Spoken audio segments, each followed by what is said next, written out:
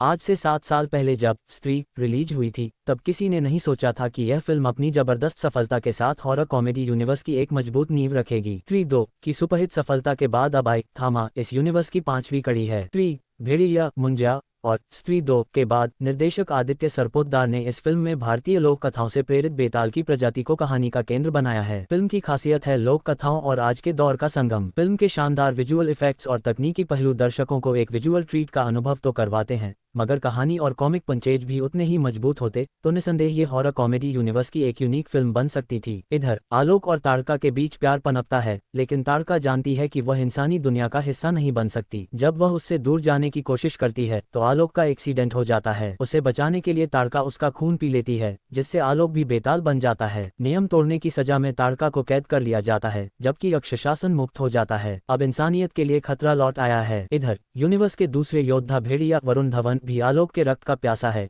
क्योंकि उसके भीतर थमा रक्त बह रहा है जो भेड़िए को सर्वशक्तिमान बना सकता है। अब आलोक को एक साथ 3 मोर्चों पर लड़ना है। यक्ष शासन की रक्त पिपासा से मानवता को बचाना है, भेड़िए से खुद को बचाना है और अपने प्यार ताड़का को छुड़ाना है। थामा मूवी रिव्यू मुंजा जैसी सफल फिल्म दे चुके निर्देशक आदित्य सरपोतदार ने एक बार फिर कहानी के बीज के रूप में हमारी लोक कथा को लिया है, मगर उन्होंने ज्यादा जोर वीएफएक्स और सेट्स पर दिया है। कहानी और पटकथा के मामले में वे चूक गए हैं। फिल्म का पहला हिस्सा सुस्त है।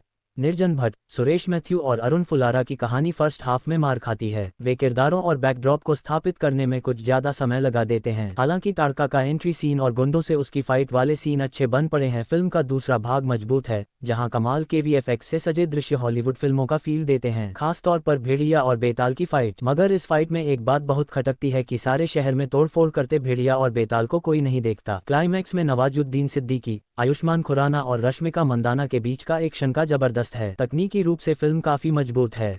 कॉस्ट्यूम और सेट्स यूनिक हैं।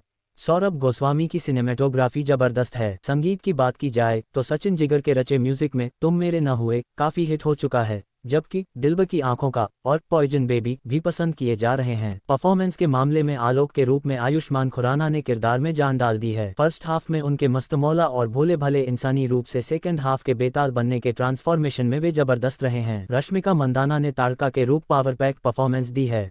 एक फीमेल बेताल की मुश्किल भूमिका में वे सरप्राइज पैकेज साबित होती हैं। यक्ष शासन की भूमिका में नवाजुद्दीन सिद्दीकी अपनी विशिष्ट हंसी, बॉडी लैंग्वेज और हिंदी इंग्लिश मिश्रित संवादों से अपने किरदार को यादगार बना देते हैं और कहानी में अप्रत्याशित मोड़ लेकर आते हैं।